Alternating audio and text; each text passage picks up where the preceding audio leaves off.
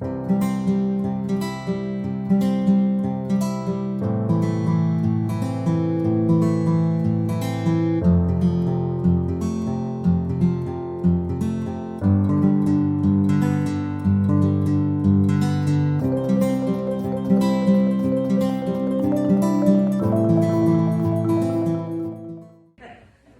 indeed, your soul is welcome here. So tell me, what excites you today?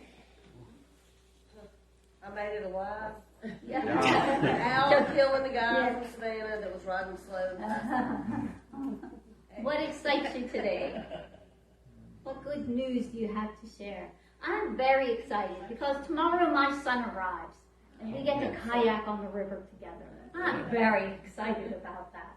He's a big, strapping guy, 6'3". You wouldn't have guessed that. So I hope you find something to be excited about today and tomorrow and every day, because life can be exciting when we want it to be. Now this is the 4th of July, the Independence Day weekend, and there are images that come to mind.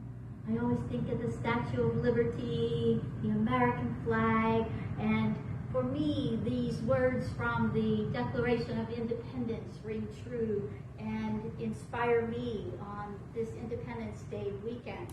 And I will read them for you.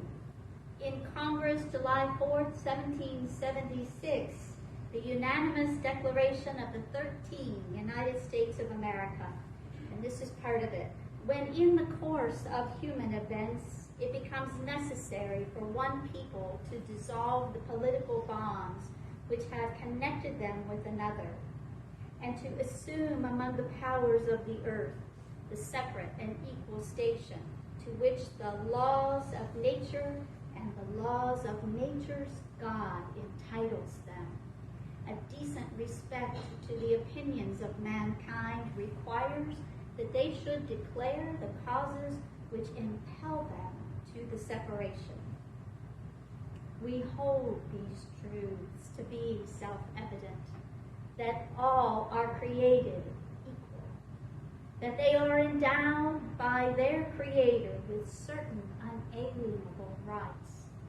Among these are life, liberty, and the pursuit of happiness.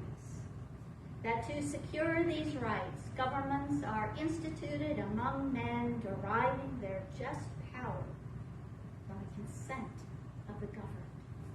And then it goes on. But this life, liberty, and pursuit of happiness, that's meaningful to us as people of this country and of humanity. So I want to mention that there's no guarantee of happiness in that statement. Finding and choosing that happiness is ours to make. That's a choice we can make every day, every moment, every hour.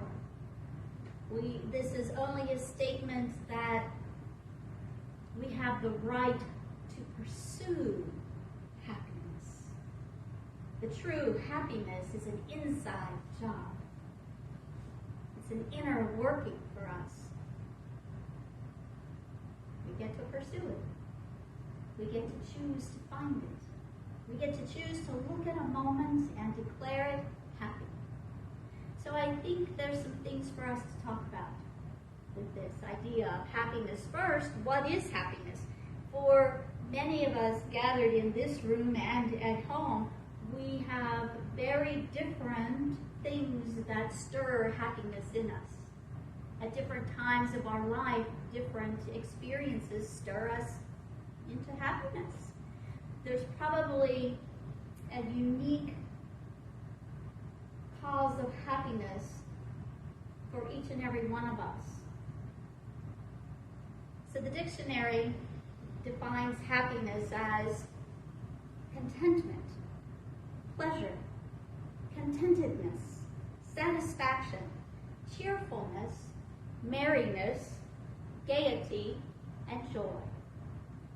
Carefreeness, gladness, delight, good spirits, lightheartedness, good cheer, well-being, enjoyment, exuberance, exhilaration, elation, ecstasy, delirium, jubilation, rapture, and bliss, euphoria, transports of delight, heaven, paradise. All of these words to conjure an idea of happiness. That's a lot of words. Fixing on what happiness is for each of us, or might I say, what causes that feeling of happiness in us, is going to feel different for everyone. So what causes you to feel happy? Shout out one thing. If you're at home, write something in the chat so we can see it later. What stirs happiness in you? Family. Watching Mom watch the fireworks last night. Watching fireworks, yes. Not so much for our pets, but that's okay. Don't forgive us. I didn't watch the fireworks. Yes. What else stirs happiness in you? The four-legged kid. The four-legged, yes. They stir joy in us. What else? Sharing. Sharing. Wow. Yes. Yes, it does, does it not? Don't we feel a sense of satisfaction when we're sharing our abundance, ourselves, our heart, our love? Sheila, go ahead. Gardening. Oh, yes, wonderful. Beautiful. Food, yeah. Yes, food is a wonderful thing to stir happiness, yes. So, in the morning, yesterday morning, as I was thinking more about the lesson, I was sitting out on my back porch, which I do most mornings. And I take my cup of tea for my time of devotion, and I spend a lot of time watching the trees sway in the breeze. And I listen to the birds as they wake up in the morning. And as the new day wakes up, I feel great happiness. And then last night, at the end of the day, I sat on my front porch and I read a beautiful book, The Universal Cross. And I sat with a glass of water. The air was warm. There wasn't a breeze. But the cicadas were talking, and the tree frogs joined in. Oh, that was happiness. I noticed that I'm in a place in life where it's the simplicity of life that deeply stirs happiness in me, that great contentment. So when I'm taking in the beauty of nature, my wildflowers, my meditation garden, and just sitting and watching the trees blow in the breeze. When I'm aware of other people and the beauty that they bring to my life, and I include all of you in that, and I am aware of the gift that every encounter with another person is. This past week, I was at Walmart, and as I left, I had the most magnificent encounter with the Walmart greeter. Now, when I got up that morning, I can promise you that I was not anticipating an encounter such as this with the Walmart greeter. Many times, people just walk by them. I always acknowledge another person that I pass by. But many times they just are passed by. They have to really step out to make an interaction. But this encounter was beautiful. It was a spiritual conversation. It uplifted me for the rest of the day. That was happiness. And when I remember the beauty of such moments, when I look back on sitting in my rocking chair or encountering a Walmart greeter, feel that happiness. It's when I am deeply connected with my source. And when I am connected with my source, I'm connected with all other beings as well. I'm connected with all of nature. And yes, I am a tree hugger. You will see me hugging trees on the trails. and that's part of our connection. That's what I'm seeking with the happiness. So for me, it's important to know what happiness is, because life is busy. And it's important for me to pause and to savor the experience of the happiness, of the joy. It's meaningful to savor it. So every so often, those joyful moments, that moment of happiness, we just let it slide right by. We don't do it on purpose. We're grateful. But, there's life to live. There's bills to pay. There's work to get to. There's vacuuming that needs to be done. There's groceries to buy. And in the hustle and bustle of everyday living, we sometimes skip through or over or around that moment of happiness, that moment of deep connection with another person or with nature, or whatever it is that brings you joy. Food. We can connect to that pizza and that cake in great ways. So when was the last time that you felt happiness? When was the last time that, you really felt happiness and that you savored it and you basked in it and you ruminated over it? Let's pause right now and check in for happiness. So if you feel comfortable, just close your outer eyes and allow an experience, a moment that brought you happiness to come to mind. And the very first image, go with that. It'll be great. Take a breath and allow that experience, that event to begin to unfold in your memory. And notice your surroundings. Where are you? What's happening around you? Are there other people? Who are they? What's the vibe of the space? Notice the colors.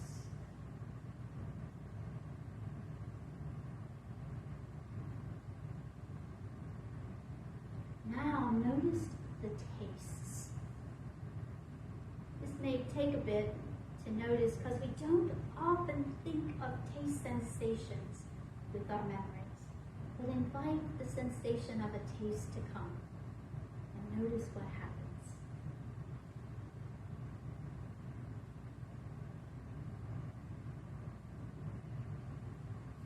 Notice the textures. Reach out and touch any objects that are around and notice how they feel.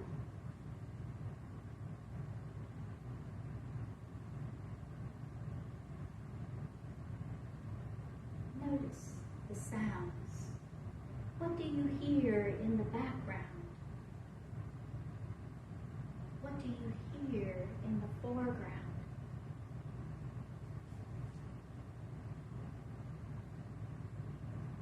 Notice the aromas. What smells are present?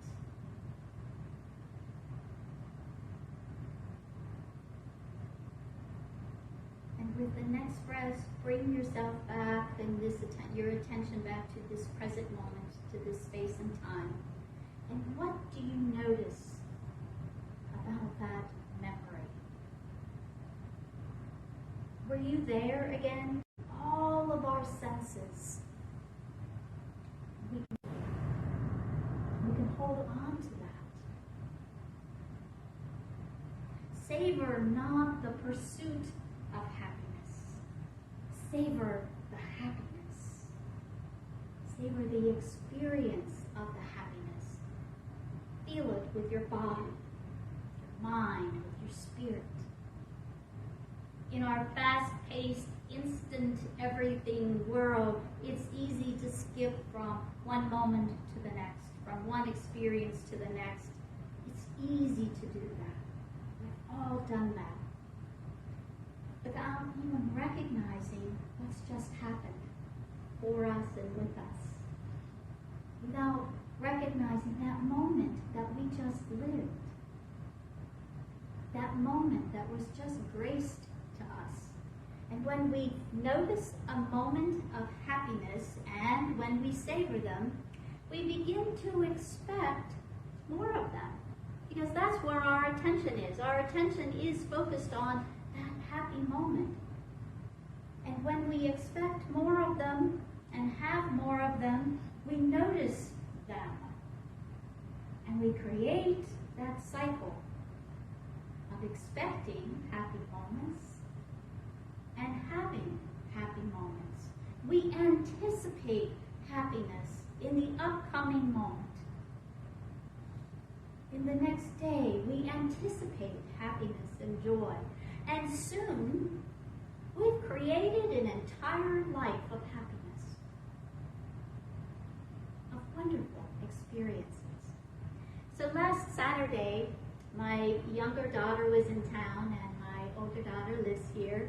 And we dressed up for a celebration of high tea. We drove to the tea house. And as we sat there, it was so beautiful because it stirred memories of my youngest and her childhood. At about the age of 4, she started inviting her dolls to tea. This often happens. And soon she started inviting her friends to tea. And then when my parents visited, she invited my parents to tea. It was a big deal to receive an invitation from Alana for tea. Because it wasn't just an ordinary sit down around the table and pretend tea. There were cookies and finger sandwiches, and tea was brewed, and everyone dressed for high tea. My mother in her hat and gloves, my father in his suit and tie. Even her older brother, somewhat dressed for tea. And it was a beautiful experience, and in that time together, my daughters and I got to relive that and to savor that once again. It was joyful, it was happiness. So today, I still enjoy that memory, and today I anticipate more happiness tomorrow when my son arrives. Now, we're not going to go to high tea, but we're going to hit the river in the kayak. And I can promise you that will be happiness, pure happiness. So minute by minute, experience by experience, we create a life of happiness. I'm going to take us back in time, way back in time, all the way to the Garden of Eden. Adam and Eve were placed in the garden. And Metaphysical Dictionary says Eden is a pleasant, harmonious, productive state of consciousness in which all possibilities of growth exist. When humans are expressing in harmony with divine mind, bringing forth the qualities of being in divine order, they dwell in Eden, a state of bliss in a harmonious body. The garden symbolizes a spiritual body which humans dwell. We bring forth our thoughts after that original divine inspiration. And that garden, Eden, is the substance of God. It's the state of perfect relationship, us with our God. The Garden of Eden is divine substance, divine consciousness. We've been there more than once. It sounds quite appealing, doesn't it? When I read those words, a pleasant, harmonious, productive state of consciousness in which all possibilities of growth exist. I want to be there. And still, Adam and Eve felt a need to search for more, to eat of that tree of the knowledge of good and evil. Now, I won't be one to criticize Adam and Eve. I, too, have missed moments in my life that were filled with possibility for growth. How about you? Maybe one or two along the way. So as we travel this life journey in pursuit of just like Adam and Eve, what are we pursuing? I believe that we're pursuing and what we are seeking our true self. We forget, just like Adam and Eve. The self that recognizes our divine identity. That self that recognizes our goodness, our love, that light of God that shines through us. That self that recognizes the Christness of all beings. When we are in that pursuit of happiness, it's what we're seeking. We're seeking the self that sees the beauty and the goodness in all of creation. Because no one is left out. No one is left out. No matter how we might take someone and place them outside of our heart for a moment or a lifetime, no one is left out of that divine with God. So we hold these truths to be self-evident, that all are created equal and they are endowed by their Creator with certain unalienable rights. Among them are life, liberty, and the pursuit of happiness. I wish you happy travels on your journey in the pursuit of happiness. And may you always take the time to savor the happiness. Savor your true identity, your divinity. And remember, let all you do be done with love. Namaste.